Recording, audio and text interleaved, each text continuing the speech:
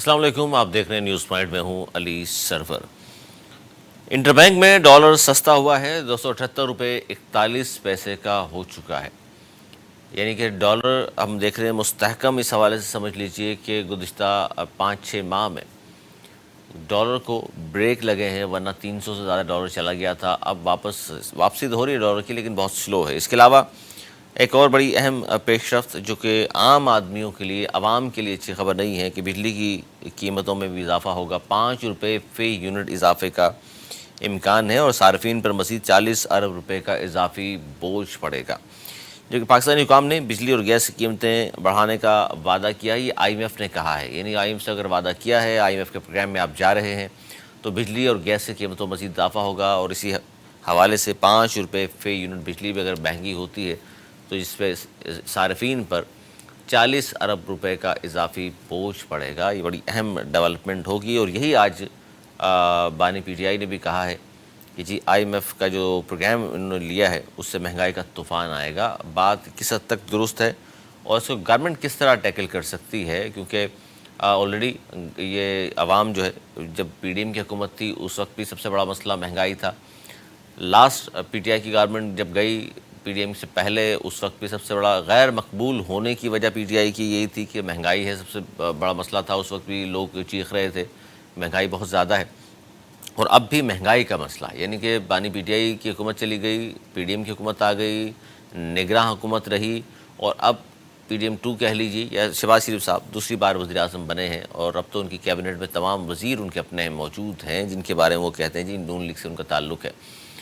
تو اس کے باوجود بھی عوام کو ریلیف نہیں مل رہا۔ سب سے پہلے حصے میں ہم اسی پر بات کریں گے اور پوچھیں گے اپنے معزز مہمان سے کہ اب ہوگا کیا، کیونکہ آئی ایم ایف کا پروگرام پاکستان نے لیا ہے جس سے مہنگائی کا طوفان آنے کا خطرہ ہے، اور بجلی گیس کی قیمتیں اگر آئی ایم ایف نے کہا ہے بڑھائی جائیں تو وہ بڑھائی جائیں گی، تو اس سے تو مزید مہنگائی آئے گی۔ تو یہ حکومت جو ہے مزید غیر مقبول ہوگی۔ ابھی اس بنے ہوئے اس گورنمنٹ کو بہت زیادہ عرصہ نہیں ہوا، ہانی مون پیریڈ چل رہا ہے۔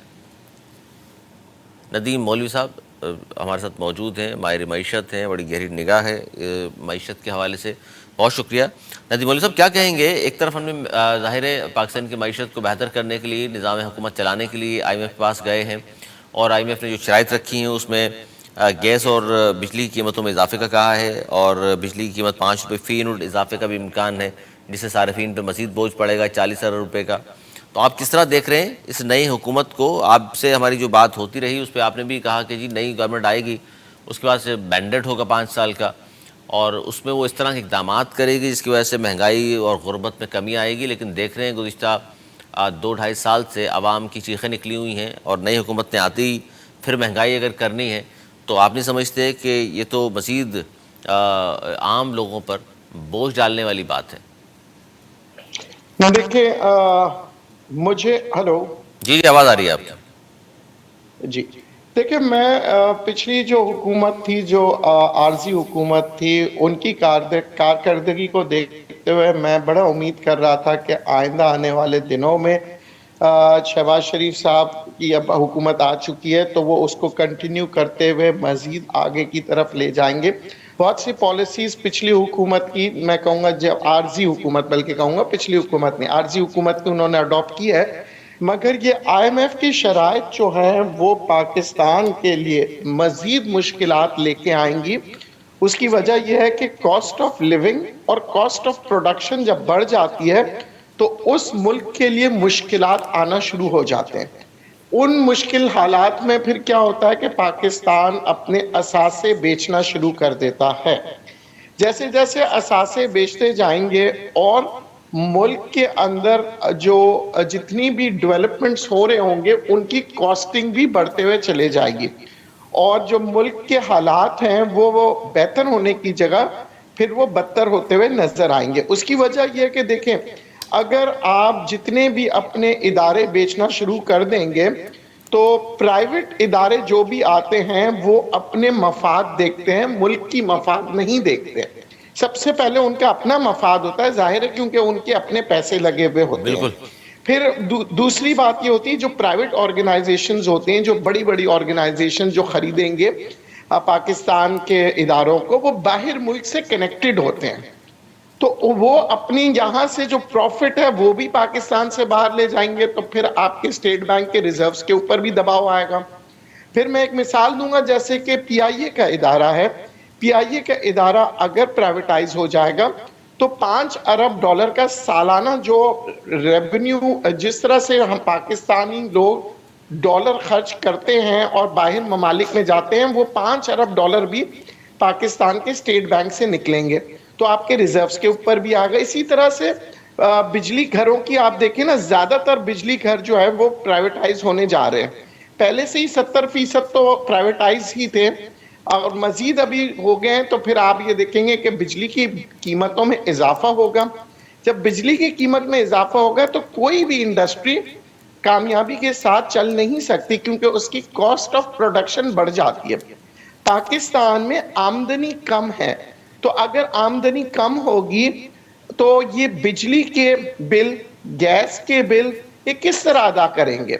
اور پھر اس کے بعد لوگوں کی جب آمدنی میں کمی آتی ہے تو پھر کیا ہوگا؟ کرائم ریٹ بڑھ جائے گا، کرائم ریٹ پاکستان میں بڑھے گا، ملک کی سٹیبلٹی کے لیے مسئلے مسائل آئیں گے، کیونکہ معیشت جو ہے وہ آپ کی پاکستان کے اندر ہمیشہ سے پالیسیز میں تبدیلی کی وجہ سے دباؤ میں آتی رہی ہے، اور پالیسیز ہمیشہ پاکستان کی جو معیشت کی بنائی گئی ہے وہ امپورٹڈ بنائی ہے، یعنی کہ لوکل ہمارے یہاں جو ماہر معاشیات ہیں ان کو کبھی بھی اس پوزیشن میں نہیں رکھا گیا کہ وہ پاکستان کی معیشت کے اوپر کام کر سکے۔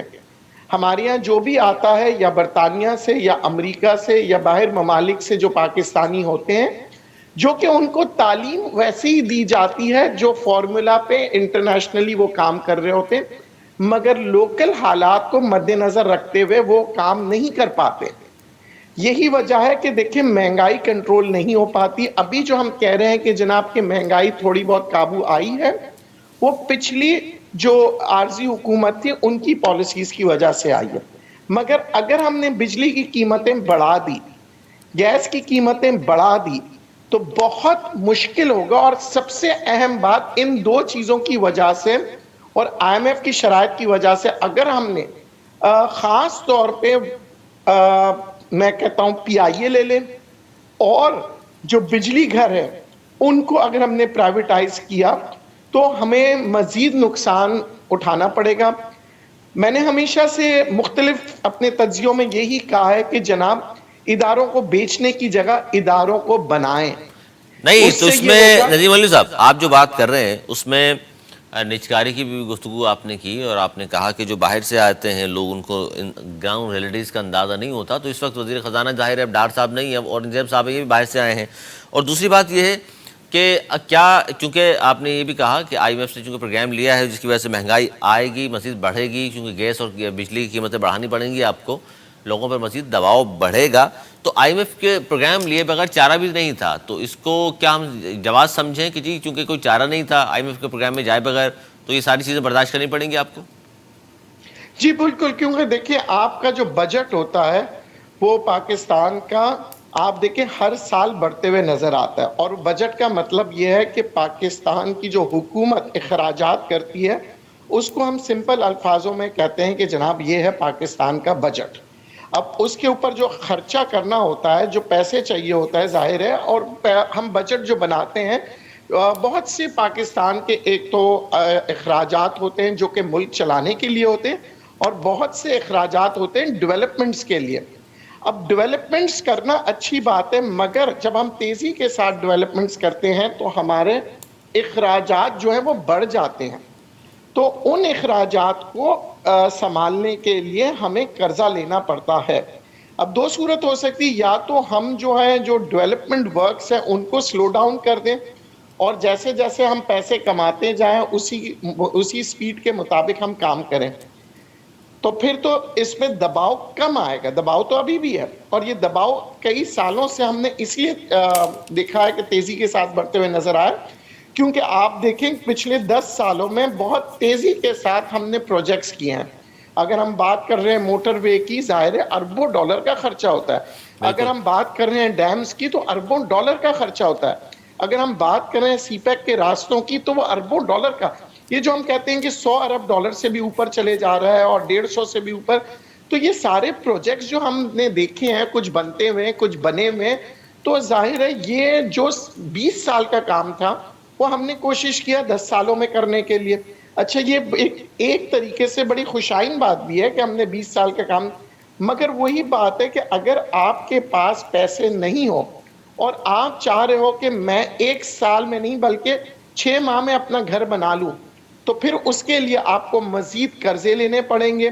قرضے شرعی سود بہت اوپر ہوتے ہیں، ان کو ادا کرنے پڑیں گے. اور آپ اسی وقت کامیاب ہو سکیں گے جب آپ کوئی کاروبار کر رہے ہیں. آپ کے پاس نوکری نہیں ہے، آپ کے پاس کاروبار نہیں ہے، اور آپ کہہ رہے ہو کہ میں ایک نیا گھر بنانا چاہ رہا ہوں، قرضہ لینا چاہ رہا ہوں، تو پھر کیا ہوگا کہ آپ کسی ایک سے قرضہ لے کے دوسرے کا قرضہ ادا کر رہے ہوں گے. اور خدا نہ کریں وہ وقت آ جائے گا کہ پھر آپ کے پاس کوئی آلٹرنیٹ نہیں رہے گا اور آپ کہوگے کہ اب میں کیا کروں، کیونکہ مجھے قرضداروں کو پیسے دینے ہیں، نہیں تو تو اس مجھے میں اب اپنا نہیں جو... ندیم مولوی صاحب، دیکھیے بات تو یہ درست ہے، لیکن آپ کیا سمجھتے ہیں کہ اس نئی حکومت کے پاس، آئی ایم ایف کے پاس جائے بغیر چارہ نہیں تھا، تو پھر کیا پلان بی کوئی موجود تھا یا پلان بی کو موجود ہے؟ آپ اس حوالے سے کیا کہیں گے؟ دیکھیں، اس حکومت کے اگر چاہتے تو 2 پلان کر سکتے تھے. ایک یہ کہ کیونکہ ہم چین سے ہمارے بڑے اچھے تعلقات ہیں، وہ چین سے کہتے ہیں کہ جناب ہم آپ کے ساتھ مشترکہ طور پہ پاکستان کی معیشت کے اوپر کام کریں گے اور آئی ایم ایف کے پاس نہیں جائیں گے، اور جو امداد ہم لے رہے ہیں، جو ہم مدد لے رہے ہیں آئی ایم ایف سے، انہی کے چین کے ذریعے سے ہمیں دیا جائے. کیونکہ جب ہم اور چین مل کے جب ہم اتنی ڈیولپمنٹس کے اوپر جا رہے ہیں، ہم سی پیک کے اوپر جا رہے ہیں، تو یہاں پہ میں سمجھتا ہوں کہ ہم چین کے ساتھ بہت کچھ کر سکتے تھے اور بڑی کامیاب ہوتے ہیں. پھر ہمیں آئی ایم ایف کی شرائط نہیں ماننی پڑتی. مگر مجھے تعجب یہ ہے کہ ہم چین کی خاموشی اور ہم آئی ایم ایف کی طرف جاتے ہوئے اور مختلف بینکوں کی، ورلڈ بینک کی، مختلف اور بینکوں کی طرف ہم کیوں جا رہے ہیں؟ ہم شراکت کے اندر ہم چین کے ساتھ، چین ایک دنیا کا سب سے مضبوط ترین ملک ہے معیشت کے معاملے میں. تو ایسے معاملات جہاں پہ پاکستان کی معیشت پہ دباؤ آ رہا تھا، تو میں سمجھتا ہوں آئی ایم ایف کے پاس جانے سے بہتر یہ تھا کہ چین کے پاس جاتے اور کہتے ہیں کہ جناب ہمیں آئی ایم ایف کے پاس نہیں جانا ہے، مگر ہمیں مالی طور پہ، تجارتی طور پہ ہر قسم کی تعاون چاہیے، تاکہ پاکستان، چین اور مختلف ممالک کا جو سی پیک بنا ہوا ہے اسے ہم جلد سے جلد پائے تکمیل تک پہنچا دیں.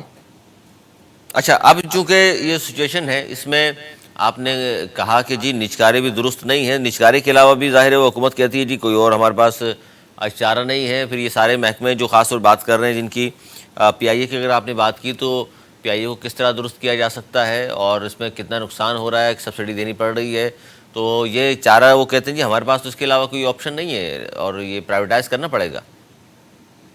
دیکھیں، اب میں دوبارہ سے کہوں گا کہ کیوں نہیں ہے، نقصان کی وجوہات کیا؟ جو آپ سے ادارہ خرید رہا ہے، کیا وہ بیوقوف ہے؟ کیا وہ پاگل ہیں کہ وہ آپ کے ادارے خرید رہے ہیں؟ ان کو پتا ہے کہ جی یہ منافع بخش کاروبار ہے، جبھی تو وہ آپ سے یہ کاروبار خریدے گا. پرائیویٹ سیکٹر پاگل تو نہیں ہے کہ ایک نقصان دہ چیز کو خریدے. اسے یہ پتا ہے کہ وہ جب چلائے گا تو اس کو منافع 1 نہیں 100 گنا کرے گا، جبھی تو وہ اربوں ڈالر کی انویسٹمنٹ کرتا ہے. بات صرف چلانے کی ہے. دیکھیں، اگر منافع بخش نہیں ہوتا نا، تو کوئی نجکاری کرنے کے بعد بھی کوئی آپ سے آ کے نہیں خریدتا. مجھے یہ بتائیے کوئی ایسا ملک ہے یا کوئی ایسا کاروباری انسان ہے جو کہ کوئی بری چیز خریدے، نقصان کی چیز خریدے؟ ہر شخص جو خریدنے نکلتا ہے، جو عقل مند ہوتا ہے، اور ظاہر ہے آج کل کی دنیا میں بچے بھی عقل مند ہیں، اگر وہ پی آئی اے خریدیں گے تو وہ کچھ سوچ کے خرید رہے ہوں گے. وہ بیوقوف تو نہیں ہے، باہر ممالک کے لوگ اچھا، یہ بیوقوف تو نہیں ہے، پھر اس میں تو کاروباری بہت سارے حضرات نہیں ہیں. اس میں تو بہت سارے فیکٹرز ہیں نا کہ جی پی آئی اے یا دیگر اداروں میں حد سے زیادہ بھرتیاں کر لی گئی ہیں، اور سیاسی بھرتیاں کہہ لیجیے ان کو زیادہ جو ہوئی ہیں. اگر وہاں 1000 لوگوں کی ضرورت تھی تو 6000 7000 لوگ بھرتی کر لیے، تو ظاہر ہے جب پرائیویٹائز ہو جائے گا تو ان کو نہیں رکھیں گے. گورنمنٹ شاید یہ چاہتی ہو کہ جناب یہ اتنے لوگوں کو ہم فارغ کریں، ہمارے پر بلیم آئے کہ آپ روزگار دینے کے بجائے چھین رہے ہیں، تو یہ کام خود نہیں کریں، بلکہ اچھی بات ہے یہ پرائیویٹائز کر دیں گے تو وہ جو مرضی کریں. پھر دیکھیں، یہ اس مسئلے کا حل نہیں ہوتا، یہ پچھلے 50 سالوں سے ایسے ہی ہوتا رہا ہے. دیکھیں، اگر آپ اداروں کو سیاسی طور پہ استعمال کریں گے تو آپ ملک سے کیا وفاداری کر رہے ہیں, ملک سے کیا محبت, مطلب پھر تو وہ آپ کی اپنی محبت ہے نا کہ میری پارٹی زندہ رہے. اگر آپ اداروں کے اندر سمجھتے ہیں کہ کوئی غلط ہو رہا ہے تو پھر تو یہ فرض بنتا ہے حکومت کا کہ ان کو صحیح کریں. نہیں تو پھر دیکھیں عام وہی لوگ تو پھر بات ہے کہ پوچھنے میں اگر حق بجانب ہے نا ندیم مولوی صاحب. عام لوگ یہ کہتے ہیں کہ یہی حکمران ہیں جن کی فیکٹریز ہیں, جن کی صنعتیں لگی ہوئی ہیں, وہ سب فائدے میں ہیں. جو قوم کے نام پہ جو صنعتیں لگ جاتی ہیں, جو ڈپارٹمنٹس ہوتے ہیں, ادارے ہوتے ہیں, وہ نقصان میں ہوتے ہیں. تو پھر اس کا مطلب ہے حب الوطنی اور قوم سے جو وعدے کیے ہیں وہ کہاں چلے گئے؟ اگر حب الوطنی ہے, قوم سے وعدے کیے ہیں, تو آپ ان اداروں کو بنائیں. جب آپ ملک چلا سکتے ہیں تو کیا آپ ایک چھوٹے سے ادارے نہیں چلا سکتے؟ اگر آپ اتنے بڑے پورے پاکستان کو چلانے نکلے ہیں, پارلیمنٹ پہ قانون بنانے نکلے ہیں, تو کیا آپ ایسے قانون نہیں بنا سکتے جس کی وجہ سے آپ کے ادارے چلیں؟ کیونکہ آپ کے قانون کی وجہ سے تو ملک ترقی کر رہا ہے. آپ پہلے اداروں کو ترقی کروائیں تو ملک ترقی کرے گا. یہاں پاکستان میں نہ ادارے ترقی کرتے ہیں, نہ عوام بہتر ہوتی ہے, اور پھر وہی دباؤ عوام پہ بھی آتا ہے, اور ادارے جو ہے وہ امیروں کے گود میں ڈال دیے جاتے ہیں, اور وہ امیر تر ہوتے ہوئے نظر آتے ہیں پچھلے 70 سالوں میں. وجہ یہی ہے. دیکھیں میں کسی سیاسی پارٹی سے تعلق نہیں رکھتا, میرا ہمیشہ سے یہی رہا ہے کہ جناب کاروباری حساب سے کام کرنے والے جو لوگ ہیں وہ جب کر سکتے ہیں تو ہماری حکومت کے لوگ کیوں نہیں کر سکتے؟ دیکھیں یہ جو 6 ماہ کی حکومت آئی تھی, ان کی کارکردگی کے بارے میں کیوں بڑے تسلی بخش تھا. انہوں نے دیکھیں نا بہت سی چیزیں کی, انہوں نے اسمگلنگ روک دی نا, آپ کی امپورٹ کم ہو گئی تھی بالکل. جناب. آپ کے دیکھیں جو پالیسیز ہوتی ہیں, یہ بھی کہہ سکتے تھے نہیں جناب ہمارے بارڈر پہ پچھلے 20 سال سے 30 سال سے بارڈر پہ کنٹرول کرنا بڑا مشکل تھا. بڑے بڑے سیاستدانوں نے بڑی سیاستیں کی 20 سال میں, مگر اسے کنٹرول نہیں کر پایا. تو یہ 6 ماہ کی حکومت نے کیسے افغانستان کے بارڈر کی اسمگلنگ کو روک دیا؟ تو اب آپ دیکھیں جہاں ول ہے وہاں وے ہے, یعنی جہاں انسان سوچتا ہے کہ راستہ نکالنا ہے وہاں راستہ نکال سکتا ہے. آپ کیا سمجھتے ہیں کہ یہ حکومت پی آئی اے نہیں چلا سکتی؟ چلا سکتی ہے جناب. میں آپ کو ایک سمپل سی مثال دیتا ہوں کہ ہماری کچھ حکومت کے لوگوں کے اپنی ایئر لائنیں کیا وہ نقصان میں جا رہی ہیں؟ نہیں. تو پھر جب وہ نہیں جا رہی, وہی لوگ چلا رہے ہیں, تو پھر وہی لوگ پی آئی اے کیوں نہیں چلا سکتے؟ یہ بڑی اہم میں بات ہے. کہتا اگر نقصان کی بات ہے تو ان کے ادارے کیوں نقصان میں نہیں ہیں, اور ان کے ادارے کیوں نہیں وہ بیچ رہے ہیں؟ یہ سوالات ہیں جس پہ بہت شکریہ ندیم مولوی صاحب, آپ نے شرکت کی پروگرام میں بڑی اہم سوال اٹھایا کہ, اور یہی ہم بار بار بات کرتے ہیں کہ یہ جتنے بھی ہمارے سیاستدان ہیں جو حکومت میں موجود ہیں, مختلف پارٹیز میں موجود ہیں, پھر وہ پارٹیز حکومت میں آ جاتی ہیں, ان کی اپنی فیکٹریز, ان کی اپنی صنعتیں, تمام جو انہوں نے کاروبار کیے ہوئے ہیں تمام فائدے میں جا رہے ہوتے ہیں. لیکن جب قوم کی بات آتی ہے, اس ملک کے پاکستان کی بات آتی ہے, اداروں کی بات آتی ہے کہ جی پی آئی اے کیوں خسارے میں ہے, ریلوے کیوں خسارے میں ہے, اسٹیل مل کیوں خسارے میں ہے, تو اس کی وجوہات وہ کہتے ہیں کہ جناب ہم نے تو بڑا کوشش کی ہے, یہ ادارے چل نہیں پا رہے, لہٰذا نجکاری کرنی پڑے گی. پھر کوئی بے روزگار ہوتا ہے تو ہو جائے, لیکن نجکاری کیا صرف نجکاری ہی حل ہے؟ یا اصل بات یہی ہے کہ جناب ان پر توجہ نہیں دی گئی, اور ان کو شروع سے توجہ دی جاتی, اور اب بھی, اور کوئی بھی سرمایہ کاری کرے گا, پی آئی او کو خریدتا ہے یا اسٹیل مل کو وہ اس لیے خرید رہا ہے کہ جناب وہ اس کو منافع بخش بنا سکتا ہے. اٹس مین کہ ان کو پتہ ہے کہ یہ ادارے فائدہ مند ہو سکتے ہیں. تو ہم تو یہی گزارش کر سکتے ہیں جناب کہ ان کو اپنے ہی لوگ چلائیں اور فائدہ مند بھی کریں. گفتگو آپ نے سن لی ندیم مولوی صاحب کی. اب ہمیں ایک اور بڑی اہم خبر ہے جس جانب بڑھنا ہے, وہ ہے جی آج بانی پی ٹی آئی نے جو گفتگو کی ہے کہ حکومت 6 ماہ سے زیادہ نہیں چلے گی اور آئی ایم ایف پروگرام سے مہنگائی کا طوفان آئے گا. اس پر ہم بات کر رہے ہیں, ہمارے ساتھ موجود ہیں پی ٹی آئی کے سینئر رہنما شاہ نواز جدون صاحب. بہت شکریہ شاہ نواز جدون صاحب. کیا کہیں گے, حکومت 6 ماہ کیوں چلتی نظر نہیں آ رہی آپ کو؟ 2 تہائی اکثریت موجود ہے ان کے پاس. تھینک یو علی بھائی. بسم اللہ الرحمن الرحیم. دیکھیں آج خان صاحب نے جو کہا ہے کہ 6 ماہ سے, وہ تو صاف ظاہر نظر آ رہا ہے ان کے پاس 2 تہائی اکثریت کہاں سے ہیں. وہ یہ وہ مانگے تانگے کے ان کے سیٹیں ہیں. ہمارے پاس ابھی تک ہم الیکشن کمیشن میں گئے ہیں اور ہمارے تقریباً کوئی 90 نیشنل اسمبلی کی سیٹیں ہیں جو انہوں نے زبردستی ہم سے چینے ہیں, اور فارم 45 ہمارے پاس کمپلیٹ ہے, پورا سب کچھ ہو. تو انشاءاللہ ہم وہاں الیکشن کمیشن میں بھی گئے ہیں اور ٹریبونل میں بھی جائیں گے اور سپریم کورٹ بھی جا رہے ہیں. لیکن اس میں تو جدون حقیقی صاحب ابھی سے دوبارہ گنتی اگر ہوئی تو پھر آپ سمجھتے ہیں کہ دوبارہ گنتی میں جو رزلٹس آ رہے ہیں مزید سیٹیں چلی جائیں گی آپ کے؟ علی سرور بات یہ ہے کہ یہی تو المیہ ہے اس ملک میں کہ دوبارہ گنتی ابھی جیسے اس دن گجرا والا جو ہمارا ایم این اے تھا 10,000 اس کے ووٹ ریجیکٹ کرائے گئے, خالی اس کے ووٹ ریجیکٹ ہوئے, باقی کسی کی نہیں ریکاؤنٹنگ میں.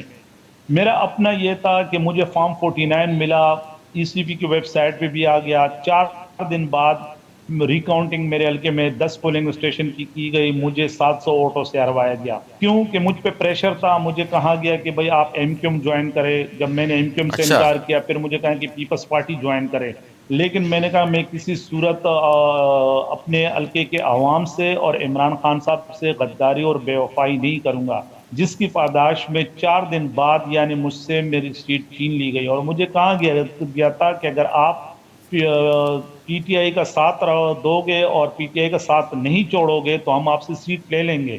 میں نے کہا کہ میرے حلقے کے عوام نے مجھ پہ اگر اعتماد کیا ہے تو عمران خان صاحب کی وجہ سے کیا ہے, اور میں کسی صورت اپنے حلقے کے عوام سے غداری نہیں کروں گا.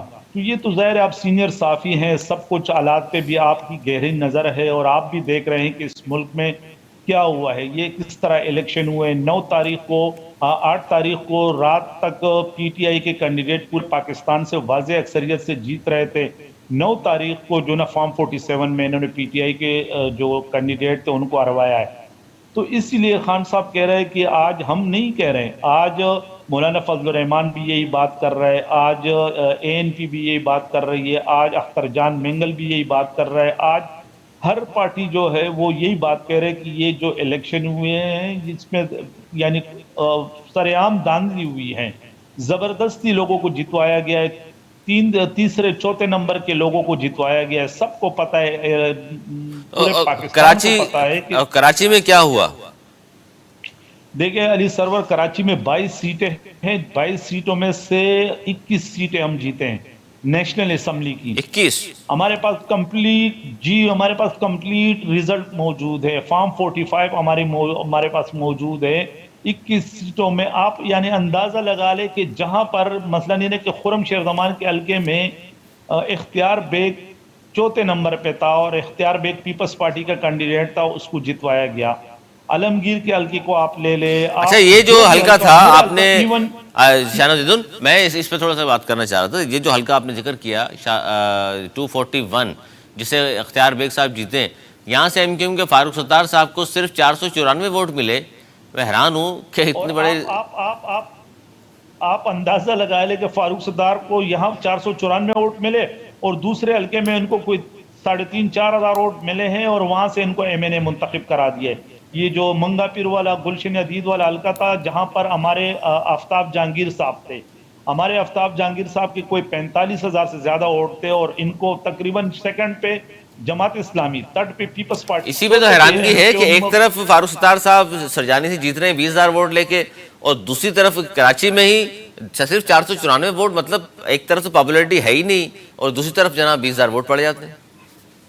آپ یہاں سے اندازہ لگائے علی سرور کے حلقہ 242 جو بلدیہ والا ٹاؤن کا ہے, وہاں مصطفیٰ کمال ان کے بمشکل کوئی 20-22 ہزار ووٹ, اور ہمارے جو ایک ورکر کو ہم نے ٹکٹ دیا ہوا تھا دواخان صابر, ان کے 53,000 ووٹ 53,000, اور ان کو وہاں سے ہروا دیا ہے. اسی طرح ہر حلقہ جو بھی حلقہ آپ کراچی کا کھولو گے, کراچی کیا کہ کراچی سے شروع ہو جائے حیدرآباد, آپ پنجاب میں دیکھ لے, آپ کے پی میں دیکھ لے, آپ بلوچستان میں, ایون کہ بلوچستان میں اس مرتبہ 6 قومی اسمبلی کی سیٹیں ہم جیتے ہیں اور 16 صوبائی اسمبلی کی سیٹیں ہم جیتے ہیں وہاں, لیکن وہ ہم سے ظاہر ہے 9 تاریخ کو ہم سے چھین لیے گئے. فارم 47 میں ہمیں ہرا دیا گیا, فارم 45 میں ہم جیتے تھے لیکن فارم 47 میں ہمیں ہروا دیا گیا. آپ اس سے اندازہ لگائے کہ عالمگیر مسعود جس نے 1,11,000 ووٹ دیے, آپ اس کو بہتر جانتے ہیں, کو سوشل ورکر بھی ہیں, اس کے حلقے میں ان کے ٹوٹل ووٹ کتنے انہوں نے شو کیے 1154. یعنی اتنی یہ اندھے ہو چکے تھے کہ ایک بندہ 1,11,000 ووٹ لے رہا ہے, کم از کم اس کے 11,000 تو شو کرے. آپ 1154 ووٹ اس کے شو کیے انہوں نے. نہیں تو یہ اب یہ سب کچھ ہونے کے بعد جب آپ کہہ رہے ہیں تو پھر الیکشن کمیشن، عدالتیں، تو انصاف کی امیدیں ہیں دونوں جگہ سے آپ کو؟ دیکھیں ہم تو ہر دروازے پہ جا رہے ہیں، انصاف کا دروازہ کھٹکھٹا رہے ہیں. ہم تو الیکشن کمیشن میں بھی گئے، ہم ٹریبونل میں بھی ہم نے اپنے کیس اپنے ڈال لیا، ہم ابھی سپریم کورٹ بھی جا رہے ہیں، کیونکہ خان صاحب نے کہا کہ سپریم کورٹ بھی یہ سارے کیسز پورے پاکستان کے جو ہمارے ہیں یہ لے جائیں. ہم سپریم کورٹ پہ بھی لے کے جا رہے ہیں اور تمام ثبوتوں کے ساتھ، کیونکہ ہم جسٹس فائزی صاحب سے ہم یہی ریکویسٹ کر رہے تھے کہ یہ جو آر او آپ لگا رہے ہیں یہ آپ اسی انتظامیہ سے، یہی ڈی سی، یہی اے سی جو ہمارے خلاف انتقامی کارروائیوں میں مصروف تھے، ہمارے گھروں پہ چاپے مار رہے تھے، ہمارے گھر توڑ رہے تھے، ہمارے لوگوں کو اٹھا رہے تھے، ہمیں اٹھا رہے تھے، انہی کو آپ نے آر او اور ڈی آر او لگا دیے ہیں. اور انہی آر او اور ڈی آر او نے الیکشن سے پہلے فرسٹ پروسیس میں پتہ لگا کہ بھئی انہوں نے ہمارے کاغذات ریجیکٹ کروا دیے، تو وہاں سے ان کی جانبداری کا پتہ لگا کہ بھی یہ جانبدار ہے. لیکن اس کے باوجود بھی ہم نے میدان خالی نہیں چھوڑا. ہم خراجی تحسین پیش کرتے ہیں پورے پاکستان کے عوام کو کہ انہوں نے 8 تاریخ کو اپنے بیلٹ پیپر کے ذریعے پورے پاکستان میں انقلاب لے کے آئے، لیکن افسوس کہ 9 تاریخ کو وہ رزلٹ چینج کیا گیا. اور علی امون گنڈاپور صاحب کے وارنٹ کی گرفتاری جاری ہوئے ہیں، اور فیصل واوڈا یہ کہہ رہے ہیں کہ جی دیکھیے علی امون گنڈاپوری بھی گئے، ان کی گرفتاری ہوگی اور عمران خان صاحب چاند پر تو حکومت بنا سکتے ہیں، پاکستان میں تو ان کی حکومت نہیں بنے گی. دیکھیں یہی فیصل واڈا صاحب تھے نا، ایک ٹاک شو میں انہوں نے کہا تھا کہ chairman P T I ticket لے کے لوگوں کے پیچھے گلیوں میں پھرتا رہے گا اور کوئی اس کا ٹکٹ لینے کے لیے تیار نہیں ہوگا. آج آپ نے دیکھ لیا کہ ہم سے نشان بھی چھین لیا، نہ ہم کمپین چلا سکتے تھے، نہ ہم کوئی جھنڈا لگا سکتے، لیکن اس کے باوجود بھی پورے پاکستان میں 2/3 میجورٹی پی ٹی آئی کے کینڈیڈیٹ نے بنگن کے نشان پہ، جوتے کے نشان پہ، ٹیبل کے نشان پہ، ڈول کے نشان پہ حاصل کیے. کوئی 180 سے زیادہ نیشنل اسمبلی کی سیٹیں ہم جیتے ہیں پورے پاکستان میں. یہ فیصل واڈا صاحب تھے نا کہ پی ٹی آئی کا ٹکٹ لینے والا کوئی نہیں ہوگا. درست. تو فیصل واڈا صاحب تو چھوڑ دے، وہ تو جن کے کہنے پہ، جن کی اس پہ لگے ہوئے تو وہ تو اس سے میں کیا کہوں. اللہ اچھا، عارف علوی صاحب، کیونکہ عارف علوی صاحب اور اس طرح کے دیگر نام تھے وہ بھی پی ٹی آئی میں ہیں یا ان سے بھی آپ لوگوں نے بائیک آؤٹ کیا ہوا ہے؟ نہیں ماشاءاللہ عارف علوی صاحب ہمارے پارٹی کے فاؤنڈر ممبر ہیں اور وہ پریزیڈنٹ تھے اور وہ پارٹی میں ہیں، اور ابھی سارے ان سے مل بھی رہے ہیں، مختلف اس میں بھی آ رہے ہیں، پروگرامز میں بھی آ رہے ہیں، ورکروں سے بھی مل رہے ہیں. تو عارف علوی صاحب ہمارے سینئر ہے، فاؤنڈر ممبر ہے، اور انشاءاللہ سندھ میں اپنا ایک کردار ادا کریں، سندھ میں کیا پورے پاکستان میں ایک اچھا کردار ادا کریں گے پی ٹی آئی میں. تو جزون صاحب اب ہوگا کیا؟ اب یہ حکومت ایک طرف تو آپ کو چلتی نظر نہیں آ رہی، اور دوسری طرف پھر دوبارہ الیکشن کی طرف جانا چاہ رہے ہیں؟ آپ لوگ بھی یہ چاہ رہے ہیں کہ دوبارہ الیکشن ہو؟ علی سرور بھائی آپ دیکھ لے کہ آئی ایم ایف کا پروگرام ان کے سامنے، سی پیک، انہوں نے پہلے تو ہم پہ الزام لگا رہے تھے کہ سی پیک عمران خان نے بند کر دیا ہے. آج تو ظاہر ہو گیا نا کہ انہوں نے وہ ان کے ساتھ معاہدہ کیا کہ اس کے بغیر تو ان کو پیسے نہیں ملیں گے، جو قسطیں وہ ان کو ملے گی نہیں. سی پیک انہوں نے بند کیے، اپنا گیس کے قیمتوں میں انہوں نے اضافہ کر لیا، بجلی کی قیمتوں میں اضافہ. جو ہمارے ادارے ہیں پی آئی اے، مختلف ادارے، وہ بھی یہ بیچ رہے ہیں، مثلا انہیں کی نجکاری میں دے رہے ہیں. تو ان کے پاس تو کوئی وہ ہے نہیں، اور مہنگائی دن بدن بڑھتی جائے گی. ابھی تو سننے میں یہ آ رہا ہے کہ پیٹرول بھی 350 سے اوپر چلے جائے گا. تو یہ جب پیٹرول اوپر جائے گا، آج ایک غریب آدمی، آپ پیاز دیکھ لے کہ تقریباً 300 350 روپے کلو ہے. مہنگائی اتنی ہو گئی کہ لوگ خودکشیوں پہ مجبور ہیں. تو میں سمجھتا ہوں کہ یہ حکومت ان سے چل نہیں پا رہی ہے، اور یہ ظاہر چوچو کا مربع ہے. زرداری صاحب نے پریزیڈنٹ شپ لے لی، ان سے وہ ڈپٹی اسپیکر لے لیا، گورنر لے لیں گے، اور وہ چیئرمین سینٹ لے لیں گے. نہیں حکومت سر دیکھیں، یہ ساری باتیں آپ کی کہ جی مہنگائی، غربت، بے روزگاری میں اضافہ ہوگا، مزید ہوگا، بالکل ہوگا، صحیح کہہ رہے ہیں، لیکن حکومت چل نہیں پا رہی تو یہ خود سے تو نہیں کہیں گے کہ آپ آ جائیے جی ہم سے نہیں چل پا رہی. تو کس طرح ان کو آپ گرائیں گے؟ نہیں دیکھیں، ہم تو عید کے بعد انشاءاللہ ہم ایک پرامن احتجاج شروع کر رہے ہیں.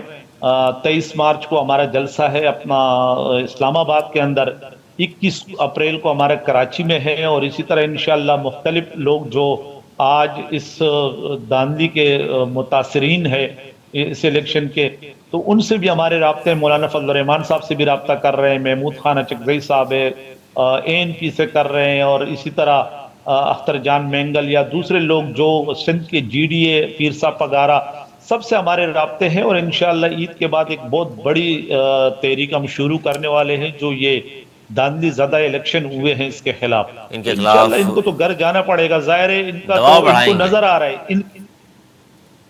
ان کو علی سرور خود نظر آ رہے ہیں، یہ اسمبلی میں بیٹھے ہوئے ہیں، یہ نظریں کسی سے ملا نہیں پا رہے. ظاہر ہے ان کو بھی پتا ہے کہ بھئی ہمیں جتوایا گیا ہے، ہم جیتے نہیں، ہمیں جتوایا گیا ہے. تو عید کے بعد انشاءاللہ ایک بہت بڑی تحریک شروع ہو رہی بہت ہے. بڑی تحریک شروع ہونے والی. بہت شکریہ شاہنواز جدون، PTI کے سینئر رہنما، اور بات کر رہے تھے اور انہوں نے کہا کہ جی عید کے بعد اس گورنمنٹ کے لیے مزید مشکلات ہوں گی. ہم تحریک شروع کرنے جا رہے ہیں، 21 اپریل کو جلسہ، 23 مارچ کو بھی جلسہ ہے، اور عید کے بعد ایک بڑی تحریک ہوگی. کراچی کے حوالے سے انہوں نے کہا کہ جی کراچی میں 21 سیٹس ہم جیتے ہوئے تھے جو کہ ہمیں ہروایا گیا ہے، اور اپنے بارے میں انہوں نے کہا کہ میں جیتا ہوا تھا، مجھے بھی ہروایا گیا اور کہا گیا MK میں شامل ہو جاؤ.